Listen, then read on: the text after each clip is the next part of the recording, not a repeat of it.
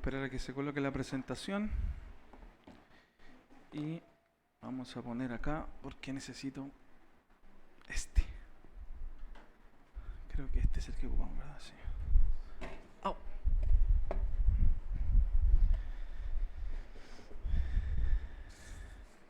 ¿Cómo están? ¿Tienen calor o no tanto? Más o menos. Hoy día está mejor acá. ¿Sí? ¿Verdad? ¿No?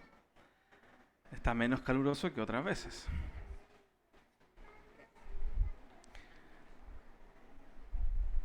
Ok.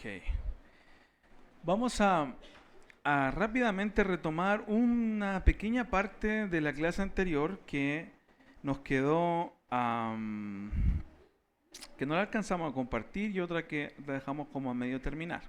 ¿Ok?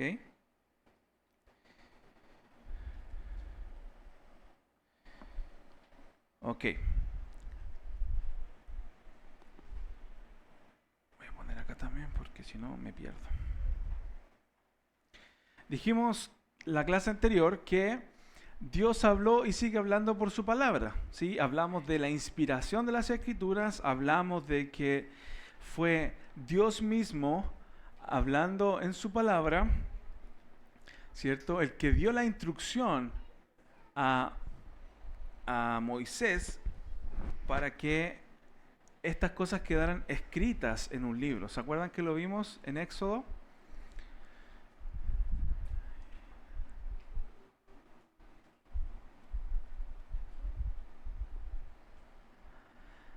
Vamos con la siguiente. Esto va a ser rápido, solamente un pequeño repaso. Vamos a la siguiente. Okay.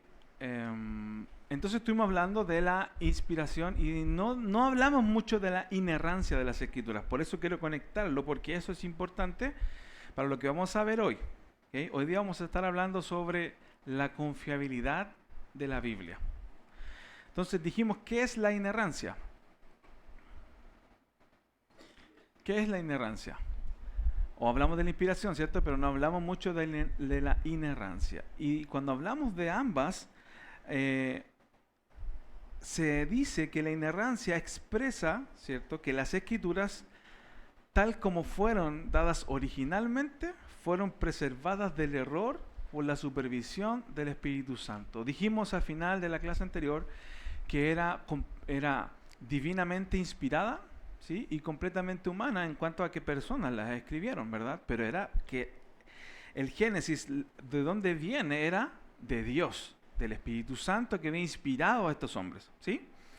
Entonces, también el Espíritu Santo no solo la inspiró y guió a estos hermanos nuestros a que escribieran, sino que además preservó la originalidad del escrito a lo largo del tiempo. Y nosotros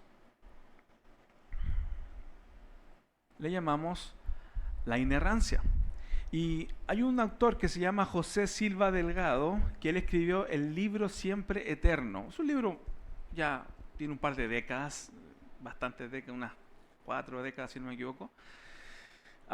Él en su libro escribe y usa esta lógica, ¿ya?, y relaciona la ausencia de error. Esa es la inerrancia, que no hay un error, ¿sí?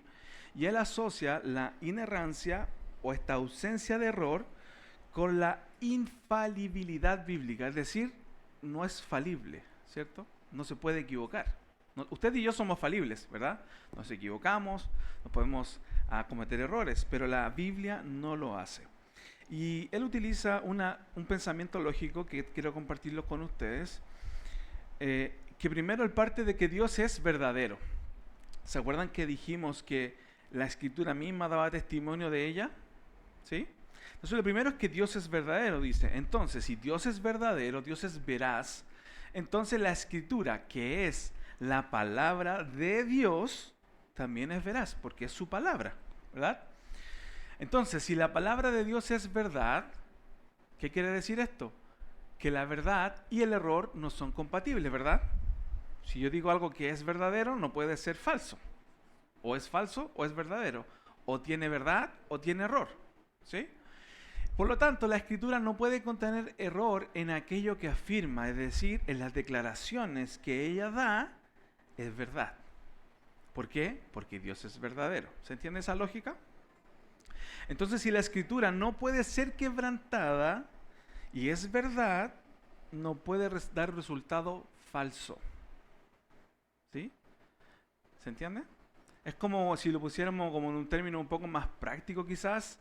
Cuando fuimos a la escuela, nos dijeron, más por más siempre es más. ¿Sí? Es decir, podríamos decirlo de alguna manera, la verdad, que Dios es verdad, su palabra es verdad, siempre va a ser una verdad. No puede dar error. ¿Sí? Bien, sigamos avanzando. Ay, no sé qué pasó, que se pasaron muchas diapositivas. Dale la siguiente diapositiva, la que dice inerrancia e infalibilidad. Entonces la inerrancia y la infalibilidad, aunque están estrechamente relacionadas, dale siguiente, podemos distinguirlas. Están como muy conectadas, así como esas flechas que están unidas al medio, pero van en sentido no opuesto, sino que son cosas diferentes, ¿verdad? Por un lado, la infalibilidad, que es la que tenemos acá al lado izquierdo, la escritura no puede engañar ni fallar en su propósito. O sea, la escritura va a hacer siempre lo que tiene que hacer. ¿Por qué? Porque Dios así lo dijo. Dios dice en su palabra que su palabra va y hace lo que Él dijo que iba a hacer y no vuelve vacía, lo dice Isaías. ¿Ya? Entonces, por un lado, ella cumple su propósito. Es decir, si yo tengo un cuchillo que es para cortar, si corta, está haciendo su función para lo que fue creado, ¿sí? Pero si yo intento martillar un clavo con un cuchillo, probablemente no lo pueda hacer. Y no lo voy a hacer, ¿verdad? Entonces es falible. En cambio, la palabra para su propósito, ¿sí?, siempre va a estar afilada. Es como que si este cuchillo perdiera su filo, aunque fue diseñado para cortar, no va a cortar porque no tiene filo, ¿verdad? En cambio, la palabra no es falible. Nunca va a perder la efectividad para hacer lo que debe hacer. Que dijimos, la salvación del hombre y el conocimiento entre Dios y el hombre. Por otro lado, la inerrancia, aunque está estrechamente relacionada, es que la escritura, acá este otro lado, no contiene error en sus afirmaciones originales. Y aquí destaca esto en que entonces la palabra es enteramente confiable. ¿Sí? Esa es la infalibilidad. Y la inerrancia destaca que dice la verdad. Es algo verdadero. Dale la siguiente, por favor. Para esto tenemos que hablar de tres cosas que quizás no las dijimos la vez pasada y por eso las retomé para poder entrar a lo que viene. ¿Okay? Hay un autor que se llama Pablo Hoff, que es un estadounidense, que él se radicó en Chile y él escribió varios libros de teología. En su libro Teología 1 y 2, él dice lo siguiente. Habla de los manuscritos originales, que nosotros estuvimos hablando de ellos, ¿sí? Estos manuscritos, porque fueron escritos a manos, ¿verdad?, originales, se les denomina autógrafos. No como el autógrafo que hoy día le da lo de la farándula, los famosos, no, sino que autógrafos se le denomina a los originales, a los verdaderamente inspirados, a los manuscritos que Pablo escribió en su carta, al que Juan escribió en su evangelio, que Marco escribió en su evangelio. ¿Sí? Esos son autógrafos. ¿Sí? Estos fueron producidos e inspirados, ¿sí?, que es lo que compartimos la semana pasada. Pero también tenemos otro término que son las copias hechas posteriormente. Hoy día, mis hermanos, si usted quiere difundir un mensaje, manda un WhatsApp, ¿verdad? ¿O no? Si yo quiero, vamos a ir a Faith Alive y les pongo ahí el afiche, ¿verdad? Y todos lo ven, yo se los comparto por WhatsApp, lo que sea. Dijimos, vamos a hacer estudios del origen de la Biblia y mandamos imágenes y tenemos copias, cada uno lo tiene en su celular, ¿verdad? Pero en ese tiempo no había eso. O yo les puedo mandar un email, una carta, en ese tiempo eso no existía. Puedo ir a la copiadora y le pongo, son 20 copias, una para cada uno. Eso no existía, entonces eso dio origen a las copias hechas posterior a los escritos, ¿sí? Entonces tenemos los autógrafos, las copias que vinieron posterior, porque, por ejemplo, cuando llegaba una carta de Pablo, ellos la leían así como ahora nosotros y la empezaban a copiar para distribuirla. Por eso hay tantas copias. Por eso tenemos tantas copias, porque no cada uno tenía una copia, pero había que distribuirla y para eso se copiaban. Esa es una copia. No es el autógrafo original inspirado, es una copia. Luego de eso llegamos a también las traducciones realizadas a otros idiomas. Fueron inspirados, por ejemplo, el Nuevo Testamento en griego koiné, pero luego encontramos que se tradujo, por ejemplo, al latín más adelante, después al español y así, etcétera, etcétera. Lo mismo, las escrituras hebreas estaban en hebreo y algunas en arameo y las tradujeron al griego koiné. Esa traducción se llamó la Septuaginta y es de esa traducción que Jesús cita, que Pablo cita cuando cita las escrituras. ¿Okay? Pero esos no son autógrafos, son traducciones y copias. ¿Okay?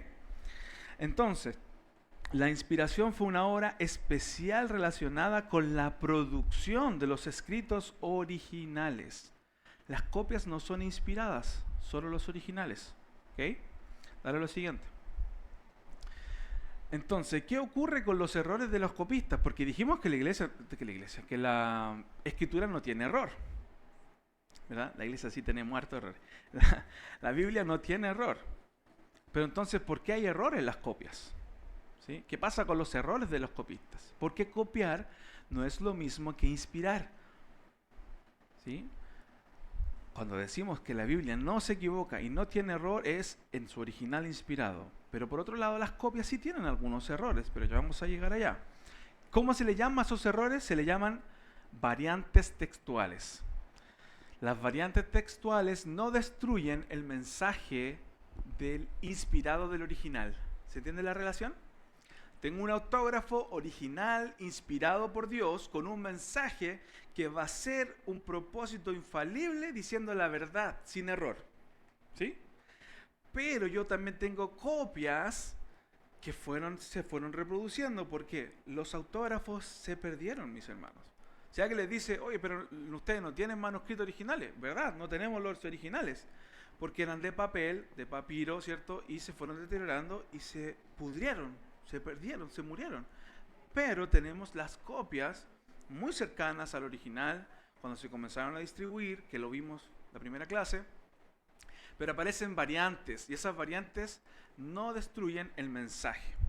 Ya vamos a avanzar un poquito más. Entonces, ¿qué pasa con los errores de los copistas? Sigue la siguiente. La inspiración de los originales tiene una exactitud absoluta de cada copia o traducción posterior. ¿Qué quiere decir esto? Que lo que inspiró al Espíritu Santo se transmitió 100% en las copias. ¿Se entiende eso? ¿O hay como algo que no se entendió? Lo digo de nuevo, ok. Por un lado tengo el autógrafo o el original, el que literal el autor bíblico o el escritor bíblico, ¿cierto?, puso, ya sea con un amanuense o él mismo escribió en el año que fuese. ¿Ok? Supongamos, Pablo escribió su carta a fines de los 50. Ya, listo. Pablo, ese es el original inspirado por Dios que guió en el proceso de inspiración verbal y plenaria que vimos en la clase anterior. ¿Sí? Esa esencia de ese mensaje, es decir, las doctrinas, lo que inspiró el Espíritu Santo, se transmitió 100% en las copias que posteriormente se hicieron después que ese se escribió, porque se empezaron a deteriorar, porque queríamos que hermano José tuviera uno, que hermana Calda tuviera uno, en que se lo llevara a la ciudad X, allá en otra comunidad, que lo tuvieran, ¿verdad? Por eso se fue copiando. Y ese mensaje está 100% de este de acá. Aunque hay variantes. Y eso es lo que de alguna manera vamos a analizar un poquito hoy día. Entonces, la palabra ¿es confiable la Biblia? ¿Puedo hablar yo de confiabilidad de la Biblia? Y eso es lo que queremos lograr hoy. ¿Qué queremos comprender? ¿Qué queremos hacer hoy? Comprender que la Biblia posee, que la Biblia que poseemos, perdón, hoy puede ser considerada confiable porque la evidencia interna, es decir, la misma Biblia, la evidencia arqueológica, que es una ciencia externa a la Biblia, la evidencia histórica, es decir, los registros que podemos ver, encontrar que no son cristianos, y la evidencia textual, que ya lo vamos a explicar un poquito más, confirma extraordinariamente la fidelidad con la que Dios preservó su palabra. ¿Sí? Entonces yo puedo pensar, bueno, del original a las copias que yo tengo, 5.800 que hablamos en la clase anterior, no sé si se acuerdan, o en la primera clase, 5.800. Entonces, ¿puedo confiar en que eso dice lo que se supone que el original decía? Esa es la pregunta. Para eso les voy a pedir que hagan 3 grupos, así pero muy rápido. Podría ser estas mesas, esas mesas y estas mesas. 2, 2 y 2. ¿Sí? Van a ser unos grupos. Entonces yo les voy a pasar una hojita. No necesitan hoja blanca. Yo les voy a pasar una hojita. Por grupo. Esta es hojita, hojita, hojita. Para este grupo. Hojita, hojita, hojita. Para este grupo. No, si son solo 3. Tienen que acercarse y pónganse juntos porque las tienen que mirar, las tienen que analizar, ¿ok? Pónganse aquí, hagan un círculo, si quieren se ponen más acá. Los que están más allá, pónganse más acá para que puedan estar en un grupo revisándola. ¿Ok? Júntense aquí si quieren para que vean. Vean los 3, vean las 3 hojas que le acabo de pasar. Vean las 3 hojas que le acabo de pasar, revísenlas, léanlas, lean las 3 hojas, por favor. Pónganse en el grupo ahí, discútanlo, véanlo y ya vamos a estar hablando sobre eso un poquito.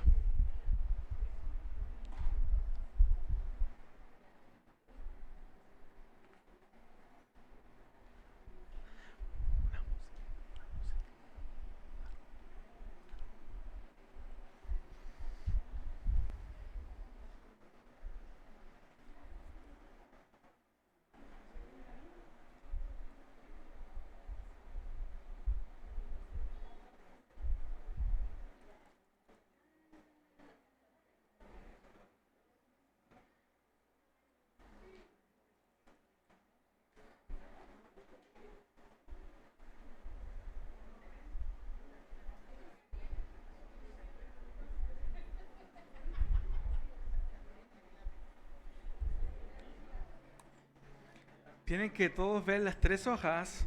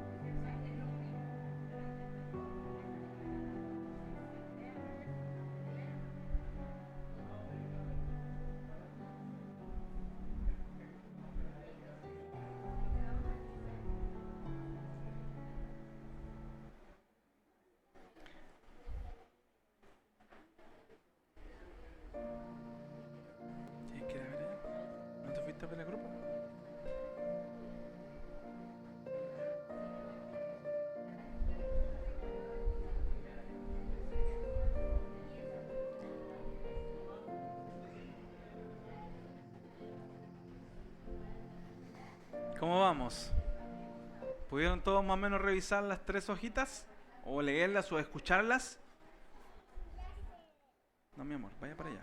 Vaya para allá a sentarse con la mamá. Vaya.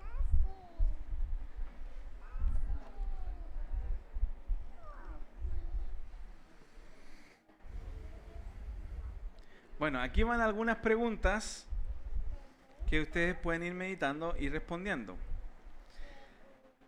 ¿Pudieron encontrar alguna variante entre las 3 hojas? ¿Sí? ¿Alguna de estas variantes cambió el mensaje principal? No.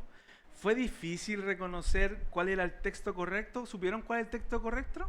¿Correcto, perdón? ¿Cuál de las 3 hojas es la correcta? Se me olvidó poner el número de página, pero... Sí, yo les voy a... Si dale la siguiente. ¿Vale? Ese es el original.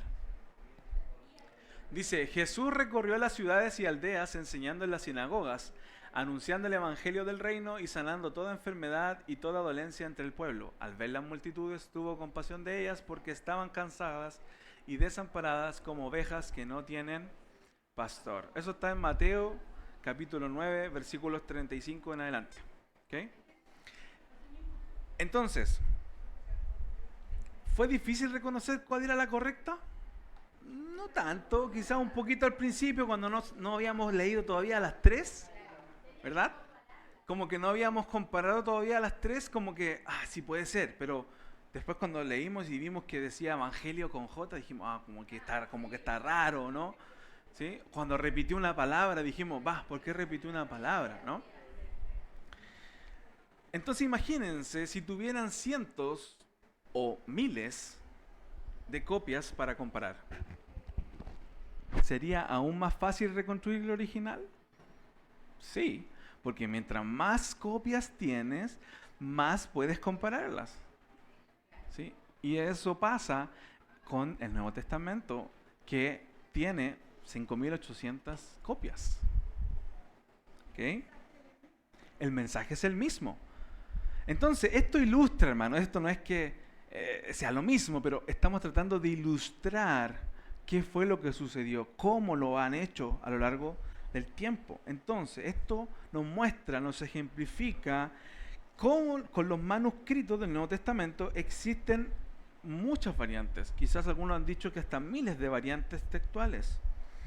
Pero en su inmensa mayoría son variantes como las que yo les acabo de poner, con diferencias menores, como por ejemplo cambio de ortografía, como evangelio en vez de ser con G, con J. Artículos repetidos, artículos añadidos, artículos que se han omitido, repeticiones accidentales de alguna palabra, algún salto de línea en el orden de la copia. No sé si a usted le ha pasado que está leyendo y vuelve y lee la misma línea. ¿Le ha pasado alguna vez? Algo así también les pasó a los copistas. Estaban haciendo una línea y volvieron e hicieron la misma línea de nuevo. Entonces tienen 2 veces la línea. ¿Ya? Entonces, precisamente porque conservamos miles de manuscritos, 5.800, y si agregamos las traducciones y otras más de 20.000, 24.000, algunos dicen más copias, es decir, gracias a eso los especialistas pueden comparar esas variantes. Ok, aquí dice Evangelio con J, aquí dice Evangelio con G, aquí dice Evangelio con Y, no sé, estoy inventando. O sea, algo comienzan a comparar todas esas variantes. Y con eso ellos comienzan a reconstruir con un altísimo grado de confiabilidad, de certeza, el texto original. ¿Sí? Es decir, lo que decía el autógrafo. Pero hoy día también los quiero llevar sobre algunas preguntas. Entonces, dijimos esto, ese es el proceso por el cual lo vimos. Entonces, ¿por qué deberíamos confiar en la Biblia? Primero, hay muchos textos, hermanos, solo elegí algunos, que ya le hemos visto algunos, para recordarlos también. Lo primero de todo es que la Biblia dice que ella es confiable, es verdad y es la palabra de Dios. Esa es la evidencia interna más sustancial para nosotros los creyentes. ¿Sí? ¿Quién puede leer 2 de Timoteo 3:16? Entonces quiero que antes de hablar de los manuscritos, de que hay un papiro tanto, etcétera, etcétera, o de la arqueología, de los hallazgos que han hecho, entonces, ¿por qué la Biblia es confiable? Lo primero es que la Biblia afirma de sí misma ser la palabra de Dios. ¿Qué dice 2 de Timoteo 3:16? Toda escritura es inspirada por Dios y útil para enseñar, para redarguir, para corregir, para instruir en justicia. Amén. Entonces, cuando dice toda la escritura, es decir, todo el conjunto y cada una de las partes de ella. ¿Sí? Eso significa.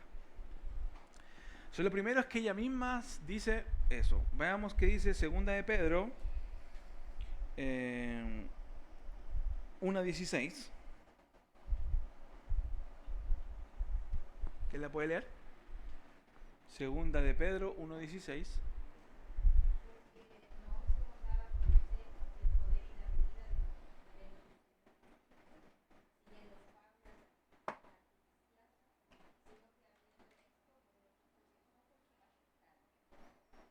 No hay fábulas en la Biblia, no son cosas que ella misma declara, mira, lo que yo estoy diciendo es una verdad, no es un cuento, no es una fábula, algo que se inventó, sino que es una realidad que se vio con los ojos.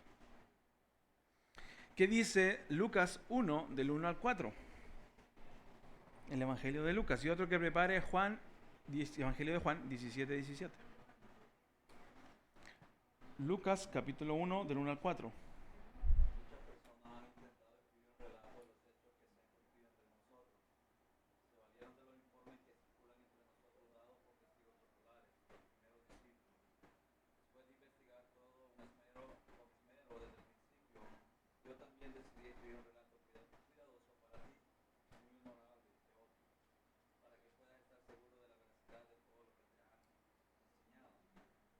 Es decir, Lucas escribe al amado por Dios, al Teófilo, que estos hechos fueron cosas reales, ¿sí? Que han sucedido y de los cuales hay testigos y cuales yo fui y les pregunté e investigué y puse todas las cosas en orden para que tú lo entiendas. Por eso el Evangelio de Lucas va cronológicamente ordenado. Para que conozcas bien la verdad de las cosas en las cuales has sido instruido. La verdad de las cosas. La Biblia declara que ella es verdad. ¿Qué dice Juan 17:17 en las palabras de Jesús? Santifícalos en tu verdad, tu palabra es verdad. Jesús da testimonio de la palabra. ¿Sí? Y podríamos seguir viendo más textos, pero hermanos, lo que quiero decirles es que la primera razón como creyentes por la cual debemos confiar en la palabra de Dios es porque ella lo dice de sí misma. Y ya dijimos por qué. Ya venimos hablando otras clases de por qué eso es importante. Entonces, muchas personas piensan que es confiable, que confiable significa que nunca han sido copiados. ¿Sí? Sin embargo, eso sería imposible para cualquier libro antiguo. ¿Se acuerdan que lo vimos un cuadro comparativo con Platón, con Tácito y otras obras de la antigüedad, Sócrates? Ninguno de ellos se tiene un original, un autógrafo, por así decirlo. Todos son copias. Pero, ¿por qué? Porque era la forma en la que se transmitía en ese tiempo el conocimiento. Quizás el día de mañana dirán, oh, mira, y estos ponían cosas en internet. O sea, ¿no? Parecía como algo loco, ¿verdad? No tenemos el original de Homero, no tenemos el original de Platón, no tenemos el de Aristóteles, de Julio César, y aún nadie así duda seriamente de que fue verdad o de que lo que conocemos de ellos no fue verdad, o que escribieron es una invención. Cuando hablamos de la confiabilidad de la Biblia, no estamos diciendo que poseemos los autógrafos originales. No es que usted en su papel ahí, en su libro que tiene, que es una colección de libros, tiene el original autógrafo, ¿sí? Sino que el texto que leemos hoy refleja fielmente lo que escribieron sus autores inspirados. Entonces, la Biblia afirma que ella es la palabra de Dios, ¿sí? es por eso que con estas afirmaciones que leímos ya, los autores bíblicos, que eran los inspirados y que escribieron los autógrafos, tenían en su conciencia que eso era verdad y que eso había sido inspirado por Dios, ¿sí? Y estaban comunicando un mensaje verdadero, digno de confianza. No crean que le estoy dando algo que no es verdad. Eso transmitieron. Pero sin embargo, una afirmación por sí sola no basta. Necesitamos también preguntarnos si esta afirmación puede sostenerse frente a la evidencia, por ejemplo, histórica. Y es lo que queremos tratar de responder hoy. Sigamos adelante con la siguiente. Entonces, ¿cómo sabemos que la Biblia no fue cambiada? Eso es otra pregunta.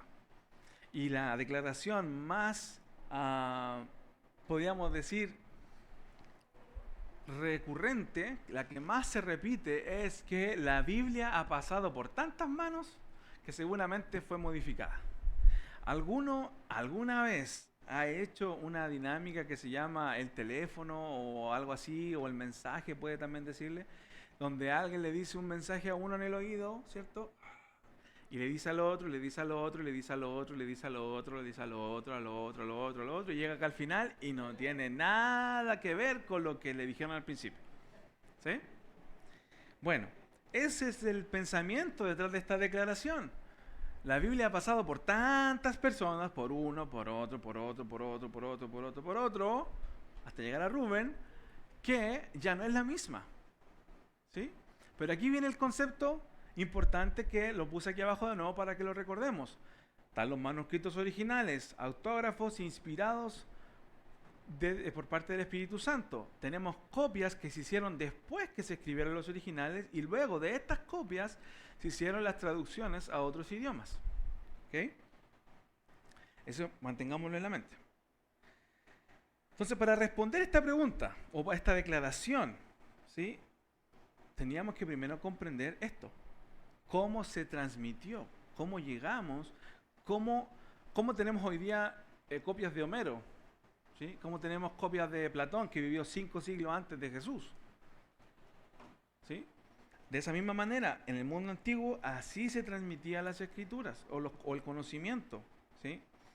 Entonces, los escritores bíblicos compartieron los autógrafos, luego se hicieron copias, y eso nos llegó a nosotros, hermanos, de una manera exacta. ¿Okay? No hay ningún otro libro, ya lo dijimos, de la antigüedad que tenga tan grandes números de testigos, de copias, para poder comparar y decir, verdaderamente no hay alteración en su mensaje. Hay otras obras que nadie las cuestiona, tienen 4, 7 copias, y el Evangelio tiene 5.800. Entonces, cuando entendemos que cómo la Biblia fue transmitida, podemos desmentir que no ha sido modificada. ¿Sí? Nunca ha sido modificada.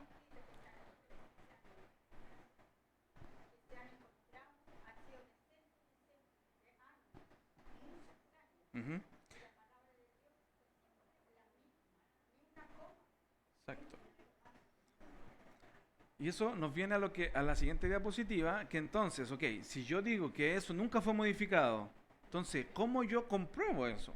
¿Sí? ¿Cómo entonces reconstruyen los especialistas el texto original? Y aquí aparece una disciplina que muchas veces ha sido mal entendida o puede tener mala fama, o ya con solo su nombre nos dice, ay, pero no, eso no es de Dios, ¿no? Porque se llama crítica textual. Porque para nuestra mente, crítica es algo negativo, ¿no? Por lo general. Lo primero que viene a nuestra mente es, ya me está criticando, ya me dijo algo que me critica, ¿no? Eso viene a nuestra mente. Pero esta disciplina es una ciencia comparativa. ¿Ok? Ha sido mal entendida la crítica textual. Es una ciencia que compara, ¿qué cosa? Los textos que están disponibles. Y su propósito consiste en reunir todos los manuscritos disponibles de estos 5.800, y si agregamos todas las traducciones y otras 24.000 o más, algunos dicen, pero más de 20.000, dejémoslos, reunirlos, compararlos cuidadosamente, determinar, cuál fue con mayor probabilidad la lectura original, lo que el autor dijo en su autógrafo, en lo que escribió originalmente. Lo que acabamos de hacer nosotros, ¿verdad? Teníamos 3 copias de un mismo documento, podríamos decir, ¿sí? Un pedacito de un documento, algo para ejemplificar. Si contiene una palabra repetida, si otra representa un error ortográfico, como el de Evangelio, por ejemplo, que omitió una palabra, una línea, o la repitió. Al compararlas, la crítica textual lo que hace es que sencillamente dice, de 5.000 copias que he revisado, solo un tanto por ciento que es menor, aunque se puede repetir en muchas copias, pero es un error que no tiene importancia en ese sentido. ¿Ok? Ahora imaginemos que no tenemos 5 manuscritos, o 3, o las 3 copias que yo le pasé a cada grupo, ¿verdad? Sino que tenemos miles. Y eso es lo que hace la crítica textual. Mientras más testigos van encontrando, mejor queda validado, aunque ya está súper mega validado. ¿Sí? Entonces, por eso, la crítica textual, lejos de debilitar nuestra confianza en las Escrituras, esta disciplina nos ayuda a tener mayores razones, más razones por las que podemos afirmar que el texto bíblico ha sido preservado con una fiabilidad extraordinaria y obviamente por el Espíritu Santo. No hay otra respuesta, no hay otra forma, no se puede explicar humanamente, ¿sí? Solamente de manera divina. Vamos a la siguiente. Ahora, veamos algunas. ¿Qué evidencias entonces? Otra pregunta. ¿Qué evidencias tenemos? Podemos estar mucho tiempo en eso. No vamos a ahondar en cada una de las evidencias. Solo quiero que usted se lleve en su mente que lo primero, como creyente, la Biblia es confiable porque la palabra de Dios dice que es confiable. Y si Dios dice que Él es confiable, entonces es así. ¿Sí? Pero no solamente es una fe irracional donde yo digo sí porque sí porque sí. No, sino que también tengo una declaración. La Biblia es confiable. Puede resistir el análisis textual, puede resistir el análisis histórico, puede resistir evidencias que no vienen de la Biblia. Esa frase se puede sostener. Ahí viene esta pregunta. Entonces, ¿con qué evidencias podemos sostener esa declaración? Porque la Biblia, mis hermanos, como dijimos, tiene un propósito y no es demostrar que tiene razón en lo que dice, por ejemplo. Y estaba en los tiempos de Poncio Pilato y dijo, ¿quién era el procurador? Poncio Pilato. Punto. Y los caminantes iban a tal lugar y la ciudad estaba en tal lugar. Punto. No dice, porque en el registro que tenemos del mapa del año, no dice nada de eso. Declara los qué, ¿cierto? Y en el principio creó Dios los cielos y la tierra. No dice cómo lo creó, ¿sí? No dice, aunque dice el día 1 hizo tal cosa, pero no dice, aquí estamos entrando en otro tema, pero lo que quiero decir es que algunos dicen el Big Bang y no sé qué, bla, bla, bla. Sí, ¿por qué no? Se ha demostrado algunas cosas, pero lo que quiero decir específicamente es que la Biblia no tiene como un propósito demostrar que ella era exacta históricamente. Y en el año segundo del rey tanto, ella lo dice y punto. No te da no tiene un anexo de las crónicas, de los anales o de no sé qué. No, ella lo dice, lo declara y su autoridad está. Pero tenemos las evidencias que nos ayudan a suplir de alguna manera o a corroborar, no suplir, porque es como que le faltara, ¿verdad? Sino que a corroborar lo que ella ya declaró. O sea, la Biblia lo declaró, lo dijo, y ahora viene la arqueología, que es una ciencia externa, a decir, lo que la Biblia dijo era así. Y excavamos donde la Biblia dijo que estaba la ciudad, y ahí estaba la ciudad. Y encontramos, ya me estoy adelantando, pero vamos a seguir. Entonces, ¿qué evidencias tenemos? Por ejemplo, el papiro P52, que es un pedacito que contiene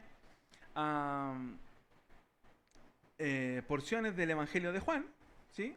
El papiro P52 que se conoce como el papiro Rhinelands, si lo han escuchado alguna vez hablar. Si no, no importa. Lo que yo quiero decirles es que hay evidencias arqueológicas que respaldan lo que la Biblia dijo. Y este papiro P52 suele fecharse alrededor del año 125 después de Cristo, es decir, solo algunas décadas después de que se escribió el Evangelio o se compuso el autógrafo. ¿Sí?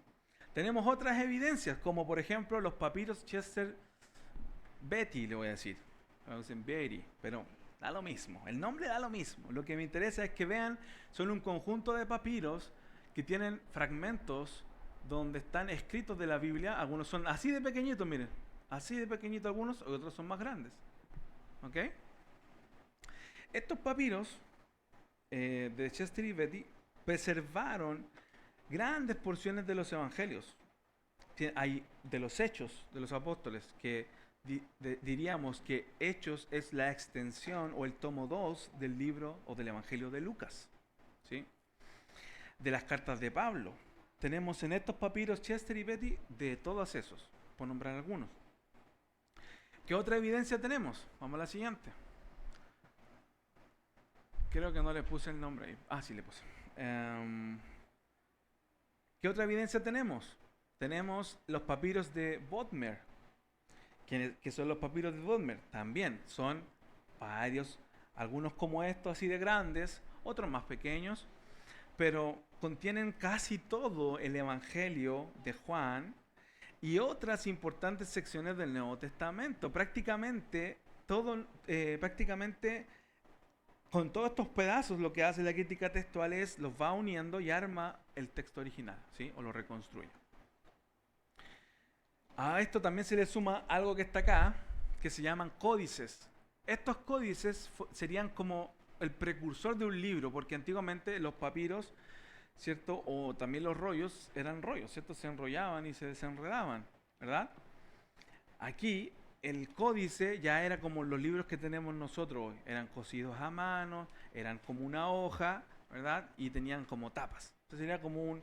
¿Han visto alguna vez en las películas unos libros grandes así? Algo así, similar a eso, ¿sí? Ese es un códice. Hay tres códices. El códice sinaítico, el otro es el vaticano y el alejandrino. ¿Cómo eran ellos? Así, venían en columnas, ¿ya? Y estos estaban en un libro, como lo que conocemos hoy, ¿ok? Sería como el abuelo, se leen de derecha a izquierda, ¿sí?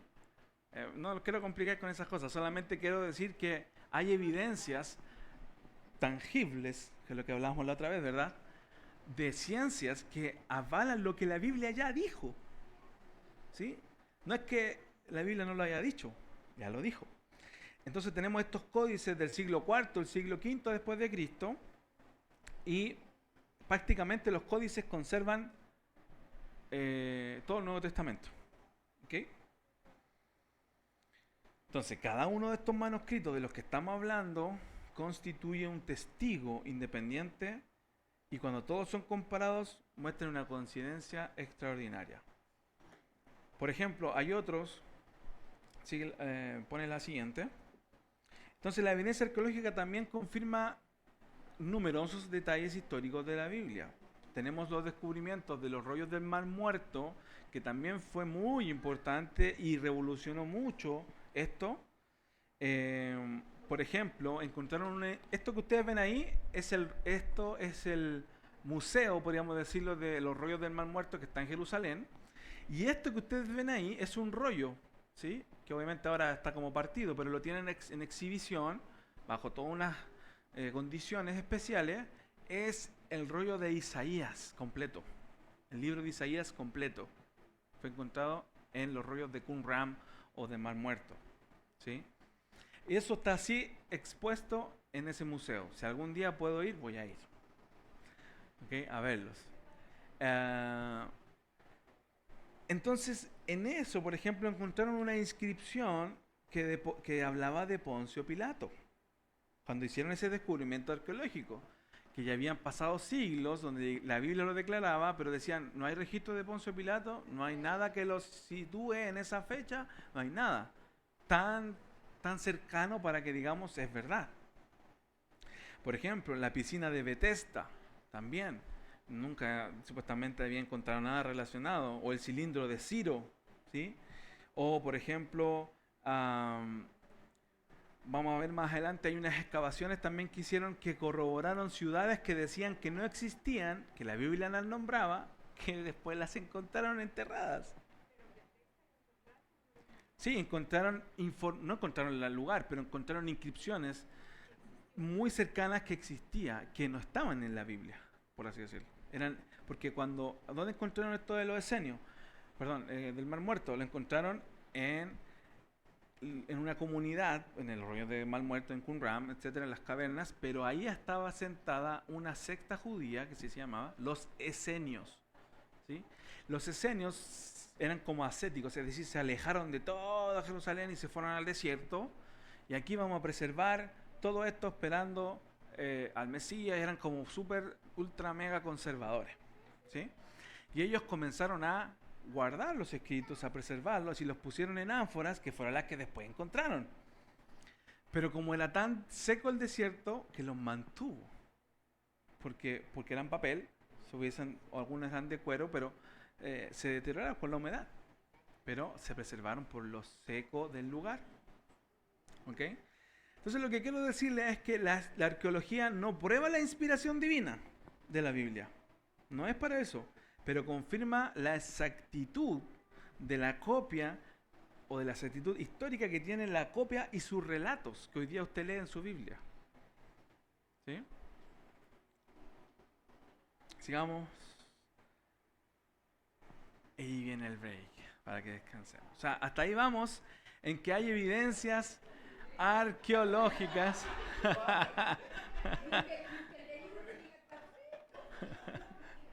Entonces, quiero que nos quedemos con eso, que hay evidencias, hermanos, que son externas a la Biblia, que no contradicen a la Biblia. Al contrario, van soportando lo que la Biblia ya declaró, su exactitud histórica, lugares, personas, títulos políticos, etc. ¿Ok? Vamos al break, 10 minutos.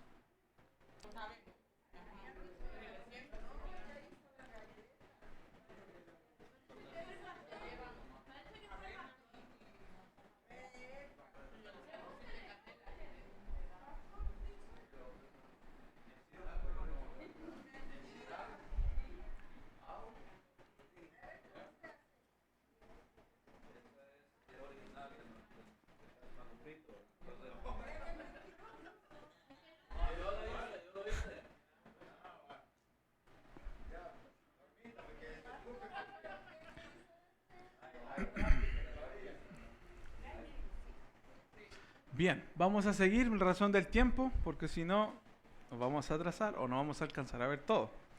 Quiero recordarles que si estoy hablando muy rápido, me digan, hermano, está hablando muy rápido, porque me emociono a veces y yo hablo rápido, ¿ok? Entonces es peor. También quiero recordarles que todo lo que estamos hablando es una introducción de la introducción de la introducción, ¿ok?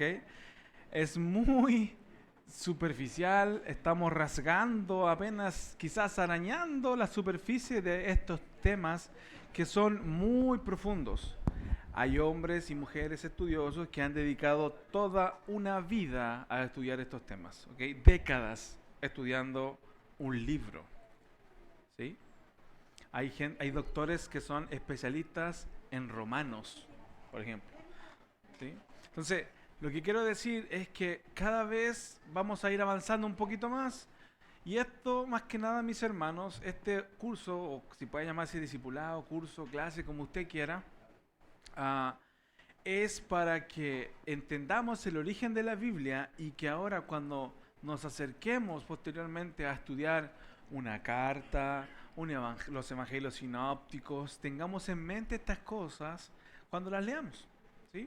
Y si alguno quiere profundizar más sobre algún tema, me gustaría saber más de los rollos de Mar Muerto, hermano, ¿dónde puedo buscar? O hermano, ¿tiene algún libro o algo?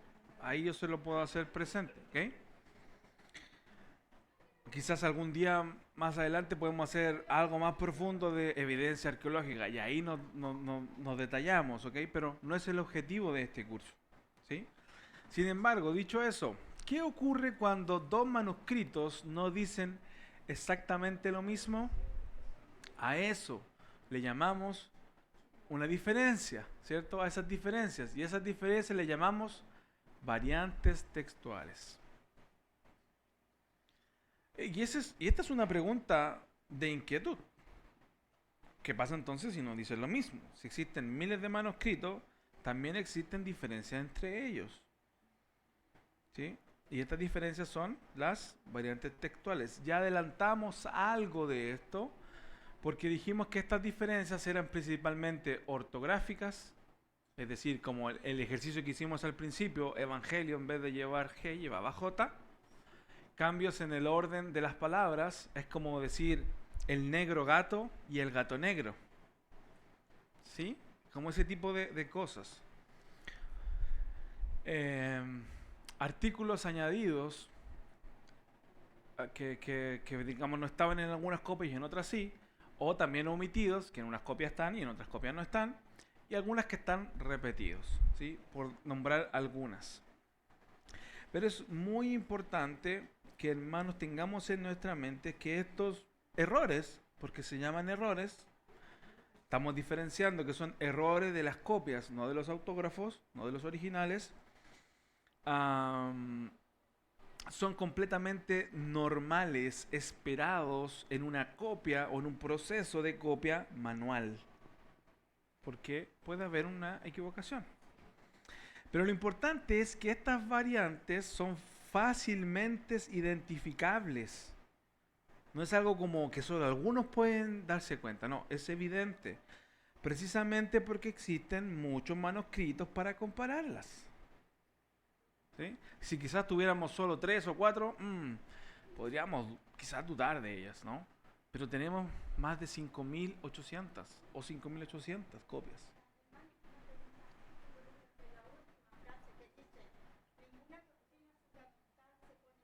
Exacto. Significa que con estas diferencias, con por ejemplo una diferencia ortográfica que en vez de decir evangelio con G decía J, ese tipo de diferencias no pone en duda ninguna doctrina fundamental. Ahora, ¿qué es una doctrina fundamental? Podríamos preguntarnos, ¿verdad? Por ejemplo, la divinidad de Jesús, que Jesús es el Señor, la resurrección de Cristo. Son doctrinas fundamentales, cardinales, que Jesús murió en la cruz, que la salvación es solo por gracia mediante la fe. ¿Sí? Ese tipo de doctrinas que son el fundamento de nuestra fe no tienen errores, o los errores que hay en esas porciones no alteran o no ponen en duda esa verdad. ¿Sí? ¿Queda como un poco más claro? A eso se refiere con que ninguna doctrina fundamental se pone en duda con estas diferencias o con estas variantes textuales que existen, que no las podemos negar, que no podemos decirle a alguien que no es cristiano y que dice, oye, pero la Biblia tiene errores. Ah, ¿tú te refieres a las copias? Claro, tienen errores como este y este. Y usted si quiere se puede ir aprendiendo ciertos pasajes que tienen los errores, pero ya eso ya es más complejo, ¿no? Pero al menos que tengamos en nuestra mente, hey, nosotros decimos los originales, cero error. Copias que se produjeron, hay variantes, hay errores, así se llaman. Pero esas no alteran el mensaje del original. ¿Sí? Y ninguna doctrina fundamental, es decir, una verdad bíblica, eso es una doctrina, una verdad bíblica, como por ejemplo la resurrección de Cristo, su divinidad, su doble naturaleza, que es 100% Dios, 100% hombre, etcétera, etcétera, etcétera. ¿Sí? Esas son doctrinas fundamentales que no se alteran con estas diferencias o variantes. ¿Ok? ¿Sí?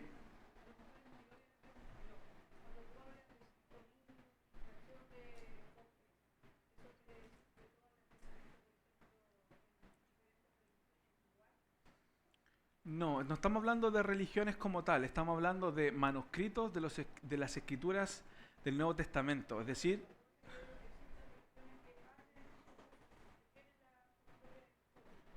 co- ujú. No, no, no, porque yo estoy hablando de copias del siglo III que todavía ni pensaban hacer esa corriente teológica, ¿no?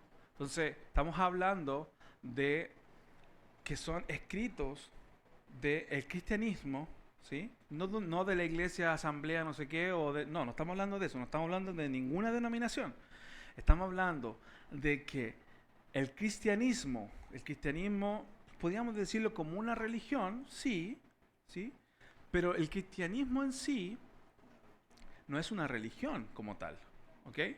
Pero sí se denomina luego como una religión, ¿ya? Ahora, cuando hablamos de 5.800 testigos, números más, números menos, y ponemos luego ya las traducciones y otras copias, etcétera, lo que estamos diciendo es que el Nuevo Testamento, de esas escrituras del Nuevo Testamento, que hoy día usted tiene en su Biblia protestante, hay copias. Y de esas copias estamos hablando. Entonces, ¿qué quiere decir esto? Que lo que usted lee en su Nuevo Testamento es veraz. Y es lo que Dios inspiró en los autógrafos. ¿Sí? Cuando hablamos de 5.500 testigos, hablamos de algunos son fragmentos como el P52 pequeñito y otros como el rollo de Isaías, que es todo el libro de Isaías, con todos los capítulos y versículos. Y aquí quiero hacer una pequeña aclaración. Hoy día nosotros tenemos nuestra Biblia con capítulos y versículos, ¿sí? Pero eso fue añadido varios siglos después. ¿Para qué? Para una cuestión práctica, mis hermanos. ¿Se imaginan ustedes buscando en Isaías, en todos sus capítulos, cómo yo le digo vaya a la parte del cuarto cántico del siervo sufriente, en Isaías capítulo 53, si no tiene capítulos? O por ejemplo, la carta a los romanos, que tiene como 6.000 palabras o más. ¿Cómo yo le podía decir a usted dónde va a buscar esa parte de la carta? ¿Cierto? Entonces por eso se crea primero los capítulos y al siglo después los versículos. Si no me equivoco, por ahí el siglo XIII-XIV. No estoy 100% seguro. Les voy a traer la fecha exacta después. Es más, los capítulos se dividieron por ideas del texto mismo, pero usted en su Biblia cuando lee, ¿verdad? Y dice, no sé, tiene un título, ¿verdad? Jesús sanó a un paralítico. Ese título, no está en el original o las copias más originales, ¿verdad? Más antiguas, perdón, ¿verdad? Fueron añadidos después, ¿para qué? Para que tengamos un entendimiento de lo que viene, ¿sí? Es decir, fueron ayudando. El título no es el más adecuado, pero es el título que tiene. Pero ese título no es que vino en la copia, ¿sí? Sino que eso fue algo que los que estuvieron desarrollando todos estos estudios dicen, de acuerdo a la traducción que vimos, lo que leímos, y todo esto que está aquí, esto dice, habla de esto, X, ¿no? Y ahí le ponen un título para que nosotros tengamos en nuestra memoria, Jesús alimenta a 5.000. ¿Por qué? Porque de ese versículo a ese versículo habla de eso. Después sigue hablando de otra cosa. ¿Se entiende? Entonces, los capítulos y los versículos son una división pedagógica, es decir, para enseñar la Biblia, para leer la Biblia, para saber dónde estamos o dónde vamos a leer. ¿Sí? Muy buena pregunta. Uh-huh. Sí.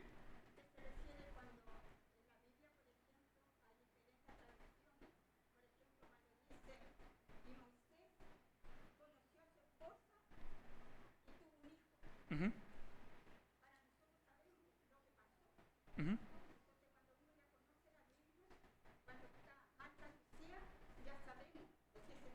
Sí. Sí, en cierta medida, cuando me refiero a variantes textuales, es que a estas diferencias, ¿en qué?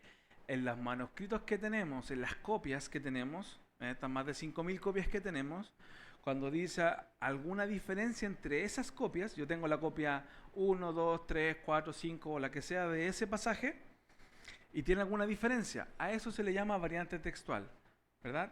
Ahora, si yo después también veo mi Biblia y veo una versión, hay distintas traducciones. ¿Por qué? Porque toman el escrito o el manuscrito o la copia o el texto que se reconstruyó a través de la crítica textual y entonces el traductor dice, ok, ¿a quién le estoy traduciendo? Esta es una traducción latinoamericana, por ejemplo. Entonces yo, como traductor, entiendo esta lengua, ¿cierto? Ya sea el griego, etcétera, y digo, ¿cómo dicen, por ejemplo, un ejemplo bien claro? La Reina Valera dice, tal la madre, tal la hija, ¿sí? Y la Nueva Versión Internacional dice, tal palo, tal astilla. ¿Por qué? Dice tal la madre, tal la hija, y tal palo, tal astilla. ¿Por qué lo que quiere decir? Tal la madre, tal la hija, es que tiene la misma naturaleza, es igual, ¿no? Viene de ahí, desciende de ahí.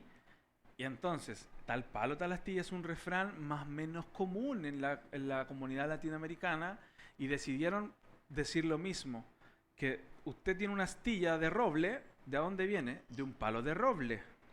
No tiene una astilla no sé, de alerce y de un roble. ¿Se entiende? Es como de la madre, así mismo viene la hija. Del mismo palo sale una astilla, por ejemplo. Esas son diferencias también textuales, pero de traducción. ¿Ok? ¿Se entendió algo? Sí. La acción no nos lleva a lo que es así, definitivamente, pero nosotros ya deducimos. No, por eso es importante que cuando nosotros leemos la Biblia tenemos que ponernos las gafas de los receptores originales. O sea, yo me tengo que poner las gafas cuando leo de un judío del primer siglo, por ejemplo. Porque cuando decía conoció a su mujer, hoy yo los conozco a todos, hoy me conocen a mí, pero lo que se está refiriendo es a una relación sexual. Pero y de hecho hay otras traducciones más recientes que dicen y tuvo relaciones sexuales con su esposa y tuvieron un hijo. ¿Qué es lo que quiere decir? Pero yo tengo que para eso conocer la cultura, conocer cómo se usaba el lenguaje, porque por ejemplo, llevémoslo a nuestros días. Por ejemplo, en mi país se le dice perro a los perros. ¿Sí? Perros a los perros. A los dogs, ¿no? Uno le dice perro. Pero no sabíamos que en El Salvador le dicen chucho a los perros. ¿Verdad? No sabíamos. Entonces conocimos una familia de El Salvador y Romy le decía, esto es un chucho, le decía ella, la niña. ¿Qué es un chucho? No sabíamos, no teníamos menor idea de lo que es un chucho. Para nosotros en nuestro idioma castellano chileno, español chileno, es similar a una palabra grotesca, ¿verdad? A una palabra ordinaria. ¿Sí? Pero nosotros primero dijimos, ¿qué significa esto, no? Y entonces ella dice, es un dog. Ah, es un perro. Sí, un chucho. ¿No? Estamos hablando de un mismo elemento, hablamos español ambos, pero tenemos distintos usos de palabras. Eso mismo tenemos que entender cuando llegamos a leer la Biblia y yo no puedo pensar solamente, ok, siglo XXI, Canadá, Saskatchewan, Saskatoon, y yo tengo 18 años y estoy aprendiendo a leer la Biblia, ¿no? O sea, tengo que entender que esto fue escrito por Pablo, por ejemplo, una carta, ¿cierto? ¿A qué? A una iglesia que estaba, por ejemplo, en Colosas, y tiene una razón de escribirle. Entonces yo me tengo que sentar como si fuera de Colosas primero, ¿no? Ok, me siento, soy de Colosas, estoy haciendo las cosas mal, Pablo me está diciendo algo, ok, ahora me paro de ahí, me camino, me voy a la cruz de Cristo, encuentro con Cristo, ¿cierto? Digo, ¿cómo eso se explica? ¿Ok? Y ahora sigo caminando y me voy al siglo XXI, Saskatoon, Canadá. Y ahí puedo ver lo que realmente significa. ¿Sí? Por eso es importante todo lo que estamos hablando. Poco a poco lo vamos a ir practicando más adelante. ¿Sí? Avancemos. Sigamos con la que viene. Entonces, ¿qué papel tiene la arqueología? Si dijimos que no va a demostrar la inspiración divina. La arqueología no pretende demostrar que Dios existe, no es para eso. Su función consiste en estudiar los restos materiales del pasado. A eso se dedica la arqueología. Pero el estudio de esta arqueología nos va a beneficiar a nosotros, nos arroja luz a estas cosas que la Biblia ya dijo. Entonces, una y otra vez los descubrimientos arqueológicos confirman o han confirmado la existencia de ciudades, de personas, de costumbres, de idiomas, de lenguas que se perdieron y acontecimientos que se describen en la Biblia. Que la gente decía, no hay ningún manuscrito de eso, nadie sabe nada de eso, eso es mentira, no hay ninguna evidencia, siglos, pero luego fueron apareciendo. Pone la siguiente, solo algunos ejemplos. Esto debiese ser 2800 a.C., es una ciudad, Mari, ¿sí? Y que no existía, supuestamente. Pero en el 2023, ¿sí? Habían pasado ya varios siglos de esta declaración de la Biblia, ¿sí? 20 siglos. En Siria, lo que hoy día es Siria, encontraron esa ciudad. Y no sé si se alcanza como a ver, esto es una recreación, obviamente. Y esto es una foto real, ¿sí? De esa ciudad. Se alcanza a ver relativamente esa organización de la ciudadela, ¿no? Entonces, la arqueología ha ayudado, ¿sí? Por ejemplo, lugares que eran mencionados en el Antiguo Testamento que nunca habían existido. Más tarde, excavaciones en lugares como Mari, Nusi y Ugarit demostraron de esas culturas que se mencionaban eran reales y que sus documentos ayudan a comprender mejor el texto bíblico. Aquí hay otra, ¿cierto? Excavaciones. Esto pareciera nada, hermanos, pero son construcciones que tienen muchos siglos y que se condicen con ciertas declaraciones de la Biblia en ciertos lugares. Por ejemplo, los caminantes de Emaús. Hasta el día de hoy no se sabe qué era Emaús, pero la Biblia dice que iban camino a Emaús. No me extrañaría que en poco tiempo o en un par de siglos, cuando sea, aparezca alguna evidencia arqueológica que diga, hey, esta es Emaús. Y ya, ¿no? ¿Por qué? Porque eso ha pasado.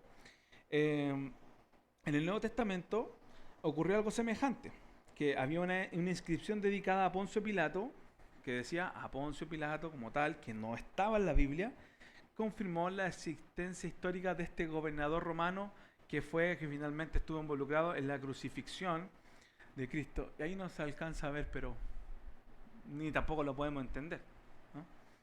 Pero esas son inscripciones. Por ejemplo, la excavación de la piscina de Betesda mostró que la descripción de Juan era históricamente correcta, es decir, estos como sectores donde decía, y había una escalera, o subió a tal lugar, o bajó a tal lugar, realmente estaba más alto o realmente estaba más bajo, por ejemplo. O a tantos kilómetros de tal lugar, a tantos kilómetros estaba el lugar. Ruinas, obviamente, no es que encontraron la ciudad así entera, ¿no? Pero ellos, a través de la ciencia, pueden determinar y reconstruir esto. No estamos hablando de la Biblia en sí, sino que estamos hablando de una ciencia arqueológica. Entonces, la arqueología no crea la verdad bíblica. ¿Sí? Eso es importante. No es que la Biblia se base en la arqueología. ¿Se entiende? No estamos hablando que la Biblia se fundamenta en la arqueología. Lo que estamos diciendo es que descubre evidencias que confirman la notable precisión histórica de la Biblia. ¿Se entiende la diferencia? Que no es que la Biblia se base en la arqueología, sino que la arqueología es un instrumento que recopila evidencias de lo que la Biblia ya dijo. ¿Sí? Bueno, sigamos entonces. Y llegamos a nuestra pregunta quizás final. Entonces, ¿podemos confiar en la Biblia? Hemos llegado en cierta medida al final de nuestra clase, de nuestra pequeña investigación, podríamos decir. ¿Qué hemos encontrado? Primero, que ella misma, ¿quién? La Biblia, la palabra de Dios, afirma que es veraz y que es la palabra de Dios. ¿Sí? Segundo, vimos que vimos que la Biblia fue transmitida mediante miles de manuscritos independientes. 5.800, ¿verdad? Hay también del Antiguo Testamento, hay otras cifras. No las tengo en estos momentos, pero se las puedo traer. vimos que la crítica textual permite reconstruir el texto original con un grado muy alto de certeza. No ahondamos tanto en esto porque eso es para mucho, ¿no? Podemos comparar y ver cosas, pero más adelante quizás. Solo que quiero que quede en nuestra mente que hay evidencias, hay ciencias detrás que son herramientas que sirven a la palabra de Dios. ¿Sí? Observamos que las variantes textuales son, en su inmensa mayoría, menores y que no afectan las doctrinas fundamentales, como la resurrección de Cristo, su muerte, su vida, el Evangelio, etcétera, etcétera. ¿Okay? Tenemos ahí, en eso encontramos doctrinas que son fundamentales, su divinidad, su humanidad, etcétera. Entonces, comprobamos que la arqueología, ¿cierto?, respalda repetidamente el contexto histórico descrito por las escrituras, encontrando ciudades, encontrando artefactos, encontrando inscripciones, a veces en cerámicas, a veces en ánforas, con papiros, con rollos, con distintas tablas de arcilla, en fin, muchas cosas que hemos encontrado, que han encontrado la arqueología, que respaldan lo que la Biblia ya declaró. Pero existe, ¿cierto?, una verdad aún más profunda que también los quiero llevar, es que los cristianos creemos que Dios no solamente inspiró su palabra cuando fue escrita, sino que además también en su providencia, es decir, en lo que Él hace, ¿sí?, en lo que Él predispone, la preservó a lo largo de los siglos, para que hoy usted y yo podamos escuchar su voz. Si usted quiere escuchar la voz de Dios, lea su Biblia en voz alta. Ahí está su voz. Entonces cada manuscrito, cada excavación, cada descubrimiento y los que han venido y los que podrán venir van a constituir un testimonio de esa preservación.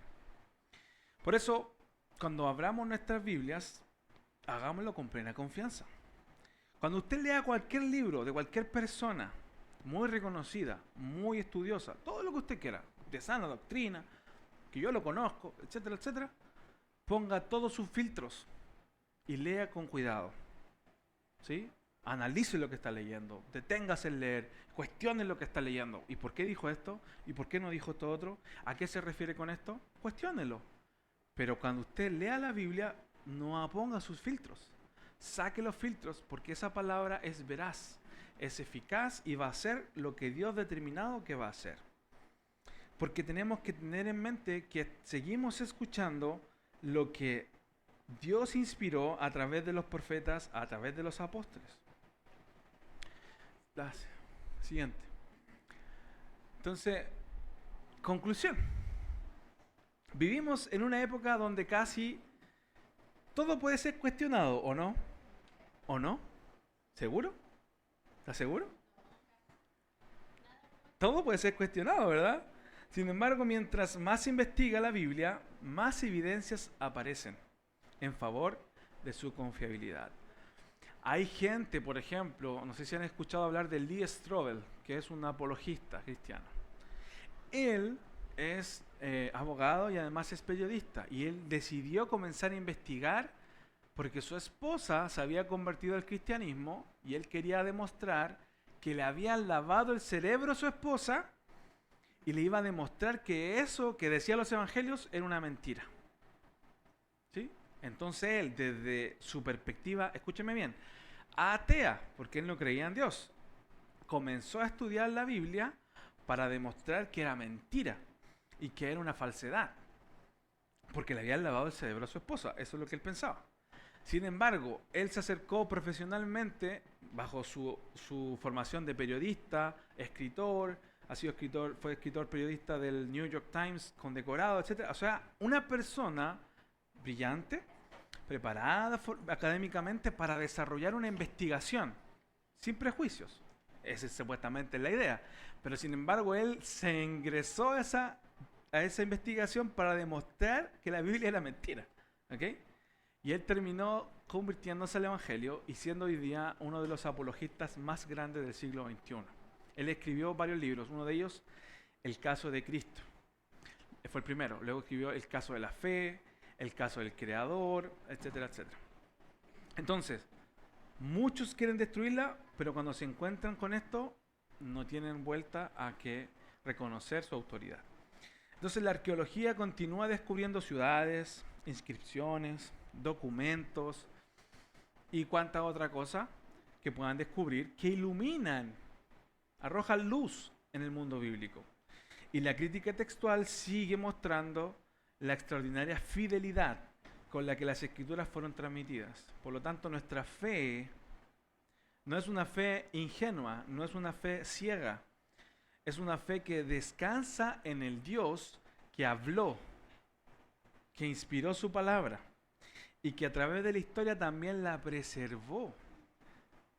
Y esa convicción debe llevarnos no solo a confiar en la Biblia como un documento histórico excepcional, sino a obedecerla como la palabra viva de Dios para nuestra vida de hoy. Ese es el objetivo. No es que seamos más cabezones y tengamos más información del papiro. El objetivo de esto, hermanos, es que entendamos que el origen de la Biblia es divino para que nosotros obedezcamos esa voz de Dios. Porque para eso fue escrita la Biblia. No fue escrita a nosotros, porque usted no es un judío del primer siglo, ni un gentil del primer siglo, de Colosa o de Romano o del Antiguo Testamento, pero fue escrita para nosotros. Pablo en su carta a los Corintios dice, segunda carta a los Corintios dice que estas cosas fueron escritas para nuestro provecho, para que nosotros no cometamos los mismos errores, aunque a veces los cometemos. Pero lo que es este objetivo es que nosotros podamos hacer vida de esta palabra. Y que no solamente quedemos en que, no, yo entiendo esto de la variable y la crítica textual, sí, es bueno saberlo y tenemos que saberlo, pero esto es para el objetivo final, que la palabra se haga una realidad en nuestras vidas. Ese es el objetivo.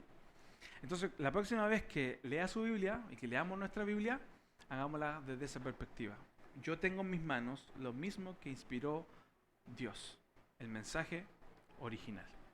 ¿Okay? ¿Preguntas, dudas, consultas? ¿Alguien que quiera decir algo? ¿O puede hacer? Nos quedan unos minutitos. Anduvimos un poquito más. Fui más rápido a veces, pero de a poco vamos a ir mejorando los tiempos. Gracias por venir. Gracias por aguantar el calor. Hoy día estuvo menos calor que otros días, pero si no hay más preguntas, vamos a orar. Agregar algo. Uh-huh. Estos copistas o los escribas que escribieron y transmitieron el Nuevo Testamento fueron una gente clave en la historia del cristianismo.